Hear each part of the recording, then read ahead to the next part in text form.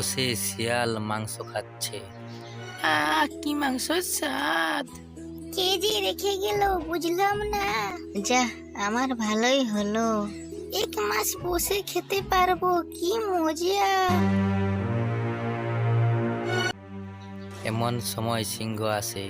ওরে শাল, খুব মজা না? তোর সাহস তো কম না, তুই আমার খাবার চুরি করিস? আজ আমি তোকে ছিঁড়ে খাবো। সিংহ দাদা, আমি কিছু করিনি, কে যেন এখানে রেখে গেছে মাংসের টুকরো। তুই আমার খাবার চুরি করে বলছিস কে রেখে গেছে এখানে মাংস? আমি সত্যি বলছি হুজুর, তুমি বিশ্বাস করো। আমি ঘুম থেকে উঠে দেখি এখানে মাংস পড়ে আছে। তবে রে, আবার মিথ্যে কথা। এই বলেই সিংহ শিয়ালের উপর ঝাঁপিয়ে পড়ে আর তাকে ছিঁড়ে ফেলে।